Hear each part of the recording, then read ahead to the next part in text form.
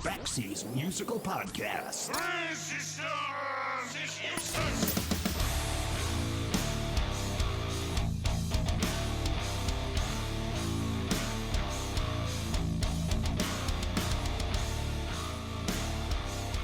Okay, try to follow along here. Imagine yourself in this almost unimaginable situation. You're playing guitar, see, as the youngest member of one of the most beloved and legendary heavy metal rock bands in history. Are you with me so far? Good. Now, try to imagine that you're ripping through the encore one night during what is supposed to be the band's farewell tour as they're celebrating 50 years together. And then suddenly, out of nowhere, on stage, you suffer a massive aortic dissection at the age of just 41 years old. This is exactly what happened to Judas Priest lead guitar player Richie Faulkner on September 26, 2021. Now, had they not been playing just minutes away from one of the most respected heart hospitals in the country, the Rudd Heart and Lung Center in Louisville, Kentucky, Richie Faulkner would probably not be alive today, especially since doctors reported that this was one of the worst dissections that they had ever seen, and that family and friends should prepare themselves for the worst outcome. And yet, here he is, less than 2 years later, not only making a full recovery, he's also been making new music and is about to go back on tour. Remember when I told you to imagine that? I don't think anybody could have imagined this. Richie Faulkner is now in a new band that's slated to release their debut album this month. The name of the band is Elegant Weapons, and the title of the new album is Horns for a Halo. And of course, it's great because it not only includes the talents of Richie Faulkner, it also includes Ronnie Romero, who's played with Michael Schenker in Rainbow, but also Dave Rimmer from Uriah Heep and Christopher Williams from Accept. This is my conversation with the amazing Richie Faulkner from Judas Priest and Elegant Weapons on Backseas Musical Podcast.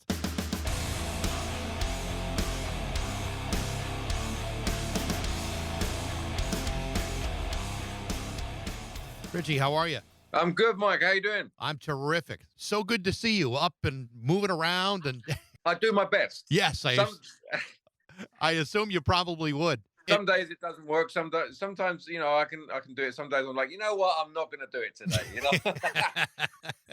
Hey, I've listened to the new record or the first three first three singles from the album from Elegant Weapons. Oh, cool. It's great. It really is. And I do want to talk more about it in depth, but considering what you've been through over the last couple of years, I mean, this has to be just an incredible moment for you, considering that, you were just inches away from not being here at all. I mean, it's really been a focus, really, and a motivation. Both this, Priest, my family, the Priest, this record, the Priest tour. As soon as I got back from the hospital, I put the guitar in my hands as soon as I could. I wanted to get back to normality as quickly as I could, whatever that is, So I wanted to finish this record. I wanted to get back out on the road, and some people would have said it might have been a bit quick, but it was a medicine. It was a medicine to heal, and to get back to normality. And this record was part of that. So to finish it, to get it out there, to get it out to the masses is what I had to do to get back to 100%. I interviewed Rob Halford about a year ago. I think it was like last March. And although he didn't, respectfully, he didn't give out too many details of what you had been through. What he did say was that it was remarkable the speed and the completeness of the recovery you had. I think he was really surprised that you bounced back the way you did. And I think everybody in the band appreciated the fact that was among one of your motivations to get healthy and get back on track. It really was. I think I surprised myself, really. I'm relatively young. I'm not a smoker. My diet's, fairly good. I didn't, I don't abuse myself in any way. So I think I was lucky, really, in that sense. So I was able to bounce back relatively quickly. Again, I was lucky. I was lucky to make it to the hospital. I was lucky that we had a short set. I was lucky that the hospital was so close. There were so many moments, those Goldilocks moments where the porridge was just right. It was one of those moments where the planets aligned and saved my life, man. And Amazing. just so lucky in so many respects to be here talking to you today. Walk me through it a little bit. I mean, you guys, like you said, it was a short set. You were, I believe, you were opening for Metallica, and you were already into, if I'm not mistaken, you were already into the encore of that show. Were you? I mean, were you feeling ill before then? Were you sensing something was wrong? Tell me about what led up to that moment where you said, "Uh-oh, I'm going down here." Nothing that wouldn't be normal for a stage in that a stage in a tour. We were 2 or 3 weeks into the tour. There was some fatigue going on. There was some backache going on, and apparently fatigue and backache were symptoms of something like that. But 2 to 3 weeks into a tour, at 40 years old, you're going to be tired. You're going to be adjusting to a schedule. Your back might be hurting a bit. That's normal stuff. So there was nothing that wasn't out of the ordinary, you know. And as we were playing, luckily it was the last song. As we were playing, something just exploded in the chest area, and I thought that's not normal, you know. And as the song went on, I started to get a bit lightheaded, and the pain didn't go away. And I thought it was a heart attack initially, because I thought, what else could it be in that area of the body? There's not a great deal that could, you know. That's what I thought it was, you know. Luckily, I didn't go down, but after the song ended, I came off the stage and then sort of collapsed into the chair that they had there, and went from there. But to answer your question, no, there was nothing that I would have thought about that was that wasn't normal conditions for what would have happened at that stage of the tour. I mean, you mentioned that you're in your 40s. I'm trying to imagine you're in a band with a bunch of guys who are late 60s, 70s, you know, even a little bit older than that, you know, watching the young guy get sick. And I can just imagine all these old guys saying, he doesn't know what sick is. Yeah, you know, it was funny. Some of the, I think the stage manager or some of the crew guys, when they heard that there were medics on stage, their first impression was that it was one of the older guys. Of course, you're going to think that, you know, Yeah. no prejudice to anyone, but that's just the reality of. That's what normally goes on. If someone's going to go down, it's going to be one of the 70-year-olds, you know, not the 40-year-old, Right. but that's the way it was. And I think it opened my eyes and opened a few of my, you know, friends in the business eyes around my age and that were doing the same kind of schedule as I was on. They went and got checked as well, because if it can happen to me, it can happen to them too, you know. This was a pretty important tour too. This is like the 50th anniversary tour. I don't remember if it was a farewell tour. I mean, there've been a number of them over the years, but did you feel like you had to put pressure on yourself to get back to them, or was it just, you know, just getting back to do what you love to do at all? Yeah, it was getting back to doing what I love to do. It was getting back to, you know, I've said before, it was a medicine to get back to playing, to touring, to getting back to that, getting back to it, getting back on the horse and doing it. We'd just come out of COVID, so there was the COVID lockdowns. We went back into rehearsals. You know, they'd lifted the lockdown. We went back into rehearsal. Everything was going fine. We flew out to the US. We started the tour. Great. We're back out on the road after a couple of years. Everything's going fine. We're back. And then, you know, that all happened. So that played a part in it as well. To get back on the road after all that was imperative. But just mainly I'm a guitar player. I play guitar, and I wanted to get back to playing guitar and touring live. You've been with Judas Priest for about a dozen years or so, maybe a little bit longer, somewhere around there. I know you had been in a band, Deeds, before that, and there's a history with that band too. But tell me the story of how you got to get into Judas Priest. This is a band that you were a fan of, and all of a sudden, one minute you're opening up for Iron Maiden, and boom, all of a sudden you're the next guitar player on Judas Priest. That's something that every kid only could dream of, and it's your reality. Tell me about that process. Well, you're right. I mean, it's one of those old cliches, really. It's not what you know, it's who you know. Obviously, it's partly what you know, but it's a long line of people in the industry that knew someone that knew someone that knew someone. And I knew somebody that the Priest crew contacted that I used to play in a cover band with. and they contacted him, and they asked him, this is a condensed version, but they asked him if he was up for trying out, and he graciously turned it down. He said he's not in that position at the moment. He's got a new family and whatever. And they asked him if he could recommend anyone else, and he put my name in the hat. But unfortunately, he gave him the wrong number. It was an old number. So Priest actually, fortunately for me, they were persistent, and they actually contacted Maiden's production crew, because I'd been out on the road with Maiden before that, and they had my current number. So they were able to give Priest my number, and the rest is history. So I went down to Glenn's house and met Rob and Glenn and played a few licks and stuff, and went from there really. And but it just to be considered for that position was an incredible honor, and it was just great to meet the guys. And luckily I've got the gig, and I'm talking to you today 12 years later. It's crazy.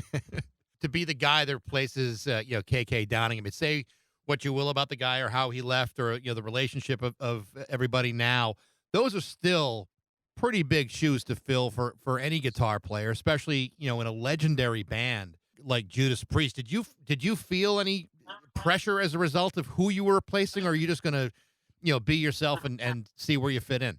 You have to be yourself in a band like that. You can't be someone else. You're going to get found out immediately. A band like Judas Priest, you have to be authentic. You know what I mean? So you've got to be yourself. I knew I knew what Judas Priest meant to millions of people around the world. I knew what it meant, but I also knew that I had a shot. I knew I was confident. I wasn't arrogant, but I knew that I had a shot at it. And I knew what KK meant to me and millions of people around the world as a guitar player. And I knew that he would handle it the same way. Like if he was confident, and you've got to do what you do. Yeah. You've got to pay respect to what went before you, but you've also got to pay respect to yourself and do what you do. And that's kind of how I handled it, and it seemed to be the right way to go. If I'm reading this right, I read a story about that when you were offered the job in the band, it wasn't presented to you like this was going to be a permanent job. In fact, like I said before, there's been a number of farewell tours from Judas Priest over the years, and a dozen years later, you're still in it. How was this presented to you? Was it presented as a temporary gig, or what was that? Well, initially, when I first got the call, obviously they didn't know I was going to be the guy. So I guess the people they were reaching out to, they weren't going to give the full story. So I think it was a version of the truth. Initially, it was, could I play a part of the tour? I don't think they wanted to give the whole story away, and that was, that's I totally understand. They didn't want to give the story away until they had the person that was going to take over, and then they gave the whole story and announced it all to the world that Ken had left, and this is the new guy. They didn't want to give me that information until they knew that I was the guy that was going to take that position. So That was perfectly understandable. Obviously, Judas Priest is one of these bands that has had a number of bumps in the road. I mean, KK's issues. You had Glenn leaving because of his health. Rob's had his share of issues over the years. Yeah, and then, like you talked about before, then there's COVID, and there's a lot of back and forth about what the band does next. It sounds like at times Judas Priest is not always the healthiest place to hang out, but your experience with that band over the years, tell me what it's like to be with those guys. Oh, it's always been a massive education. You can imagine coming in the situation I was in before.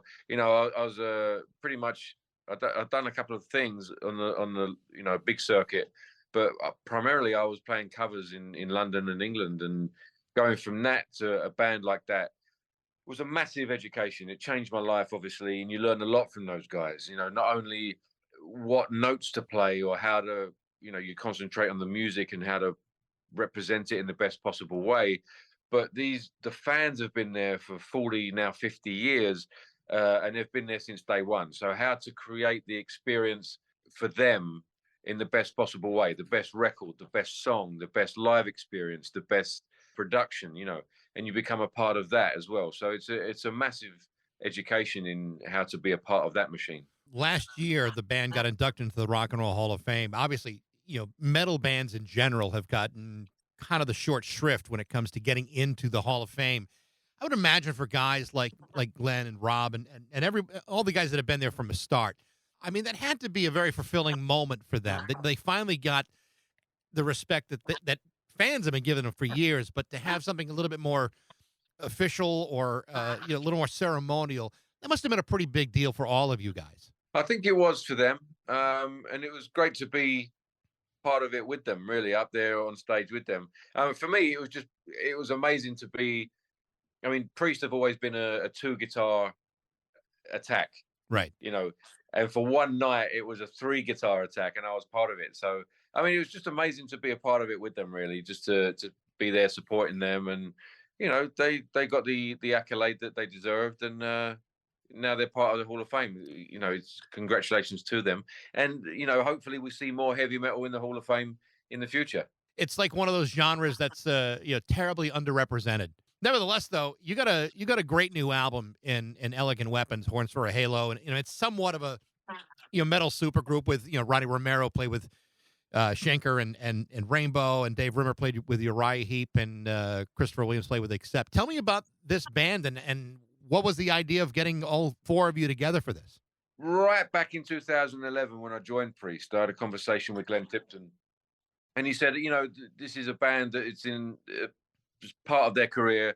We're not going to be around for 20, 25 years, So right back then, it was in my mind that one day I'm going to have to get something off the ground that, carries on past Priest. So that was this really, the time seemed right to put pen to paper really and see what songs I've got. And those guys they seemed like the natural guys to get as part of the band. I've got Scott Travis from Priest and Rex Brown from Pantera on the record, along with Ronnie. And then I've got these guys as part of the band moving forward playing live. So I've been, blessed really with fantastic musicianship, and they're all friends of mine. So, it's a band that I can hopefully take forward into the future when Priest are no longer around. And we're all from legacy bands. We're from, as you said, Rainbow and Accept, Uriah Heep. So hopefully we can take that DNA into the future when these bands are no longer with us. Creatively, though, I mean, to have a band that's that's on your own and something that is apart from, like you say, a legacy band where you're playing kind of the same hits over and over again every night.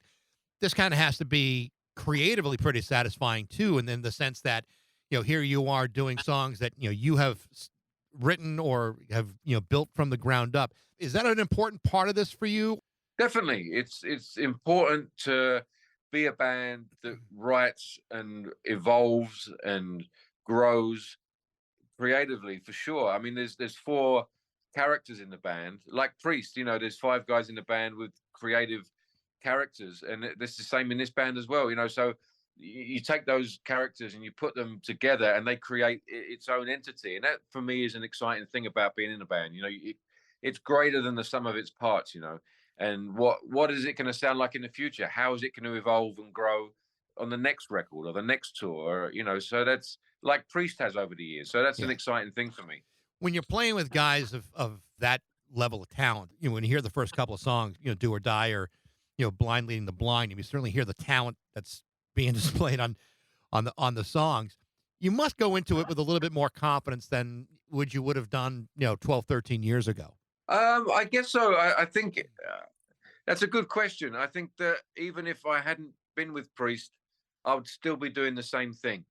I'd be putting songs together in the same way.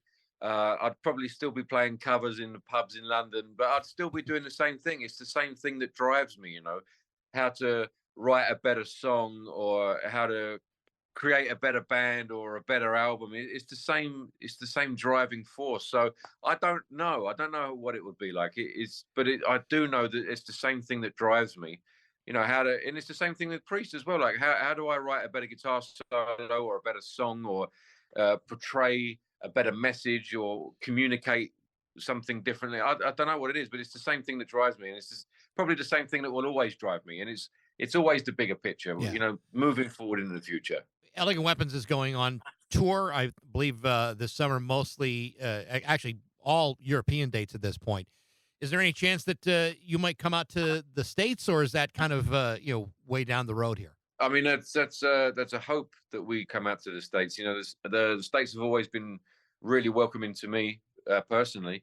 They've been really accepting of the new band, and we're going to start off in Europe, but that's the plan, to come over to the States at some point.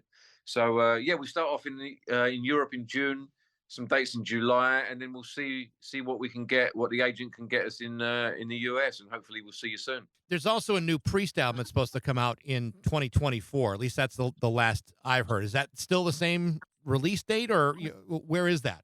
I don't know when that release date is, to be honest with you. They don't consult you. They should. You got other things going on. Well, I know it's nearly finished. I don't know.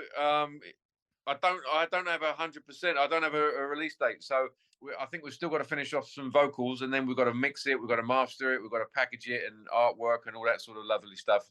And then you've got to manufacture it. So it's all that sort of stuff. So I don't know how long that's going to take. So I can't give you a definitive date, but I know it's nearly done and it's sounding stellar. So it's going to be exciting for you guys to hear it. When I talked to Rob Halford, one of the things that I don't know if you've ever seen this. There are videos of the band that go way, way back to like the 60s. And I mean, they just look like, they just look like hippies with, the long hair and the flared out pants. And then you see what Rob becomes. I mean, first of all, I mean, his voice is just, it's just a remarkable instrument, and has been for years. When you're playing with a guy like that, a guy who's, has earned every stripe he's had, and you see the kind of vocalist he is, how do you react to that? I mean, that's a guy whose voice is just like, it's just a magical piece of art. You're absolutely right. And it's always, when I was just in Phoenix a few weeks ago with Andy Sneap, the producer, with Rob, putting new vocals down on new Priest tracks. So, we know Electric Eye, we know Another Thing Coming, we know Breaking the Law, but we don't know these tracks. These are new tracks, and we're coming up with vocals that don't exist. So so hearing these new tracks from that legendary voice with new messages and new phrases and stuff like that, it's incredibly exciting, because it's new stuff that we haven't heard before, but it's that voice that we all know and love and have grown up with. So it's a privileged position to be in, really, to be hearing those songs, being a part of those songs with that voice, and like chiseling out new songs that people are going to listen to for the first time or come to a show and be a part of. It's an exciting thing to be a part of. So I can't wait to release that record onto the world. I bet. Richie, I'm so glad you're doing well. The record is excellent. Elegant Weapons, Horns for a Halo. It's coming out real soon, and I wish you all the best of luck, and stay healthy, please. Thank you, brother. Great to talk to you, man. Good talking to you. Bye-bye. Bye, man. The name of the new Elegant Weapons album is called Horns for a Halo, and the new Judas Priest album could be released sometime next year. Thanks for listening. I hope you enjoyed it. Feel free to share it, like it, review it. Follow us on Instagram, Twitter, and Facebook, and you can also email me at bax@rock102.com. I'd love to hear what you think, and thanks again for listening to Baxy's Musical Podcast.